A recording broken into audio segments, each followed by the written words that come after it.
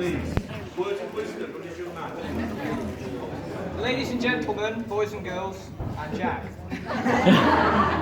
For some reason, the school just can't get enough of my speeches, so I've been asked to present yet another speech for the end of Year 11. So I suppose this is the end of Year 11 speech, the sequel. Now I know we all know that sequels just aren't as good as the originals. Just look at the new Bob the Builder or the two head teachers we've had, for example. So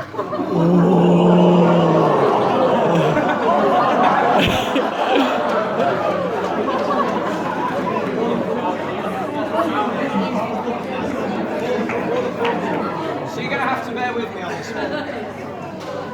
I can only assume that the only possible reason I've been asked to present yet another speech will be because, to me, it sounds as if the teachers are just asking to be insulted. So it seemed very rude of me to deny them of this right, don't you think? Also, be reminded that any audience members without a sense of humour are advised to chuckle politely or show themselves out. So then, prom. We finished school, we finished all exams, and as the great philosopher Drake once said, we started from the bottom, and now we're here. First of all, I'd like to once again say a massive thank you to all of the teachers, in particular for the fact that even though they were adamant we were not having any study leave, they finally reached a conclusion. I can imagine it now. The SLT room, late at night, Mrs. Smart ranting about how she cried to yet another Shakespeare play or stumbled upon yet another dogging ceremony. I'll leave that to her to explain.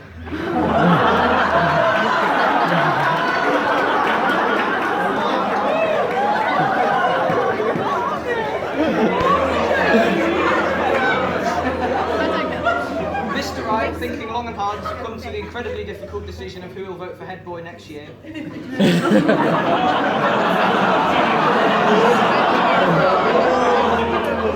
maybe Mr. Miles pondering over what method of torture would be suitable for the next student to lay a hand on his heater. Suddenly, they got it. They'll give us 4 hours of study leave, but wait for it. After 90% of the students have already finished their exams. I'm not going to lie, it was about as ineffective as Mr. Carpen's anti-graying shampoo.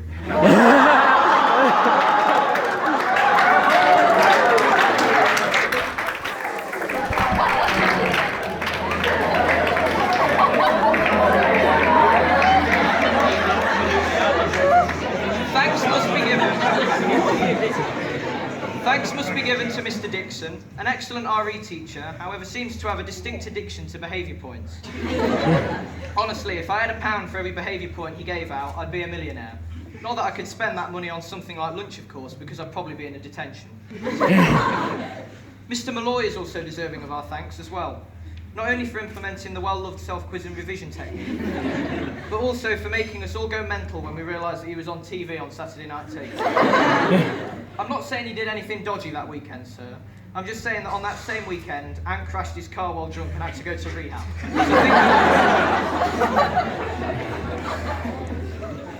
And of course, we can't forget to mention Mrs. Lovelace and Mrs. King, our resident classroom hobos. Rumour has it that they'll never get their new classrooms, so we'll be left to traipse around the corridors aimlessly, begging at Mr. Wright's door daily for the luxury of a permanent desk. I wouldn't be surprised if their next move would be begging to students at the entry of the languages block, where their younger and, let's face it, better colleagues now teach.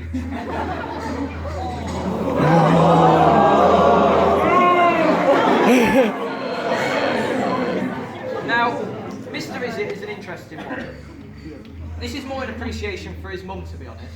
And I know that sounds weird, but I don't know if you know that our mums are friends. I know it's surprising, seeing how old and decrepit he looks. And about 10 years ago, Mr. Izzet's mum came round to my house and helped me build a snowman. Sir, how saddening is it to know that that moment has been more worthwhile to me than the entirety of your PE lesson?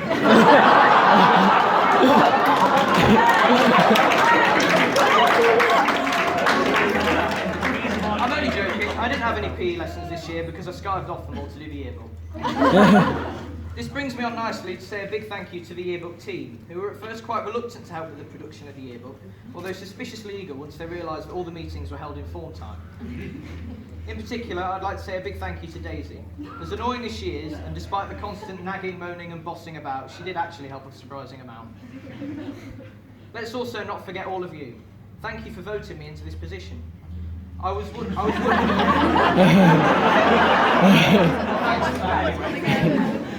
wondering to myself the other day if I've been a successful head boy. I thought about it. In my application speech, I said that I'd make it my mission to build a shelter for the people who are picked up by car. I'd implement a pay-by-card system for lunches, and that I'd allow students to use their phones while waiting for the bus, although pretty much everyone knows we do that anyway. Then I came to a sudden realisation. I've not done any of that whatsoever, and I even lost my badge. I haven't held up to my promises, I let every one of you down, so in all, I'm just like every other politician out there, so I consider that a great success. And finally, how could we forget Mr. Del Busso? He's been with us from the very start, and to be honest, it amazes me how he's managed to put up with us all. Well, I say all, I really mean Jack Healy. Sir, from all of us here, we have enough of you every day at school.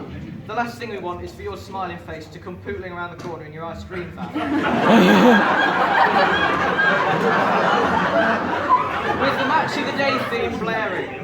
Face the facts, sir, the attempts of hoping England will win this year are pointless. The only points that will be won is if you do 36 in a 30 zone. And that concludes my speech.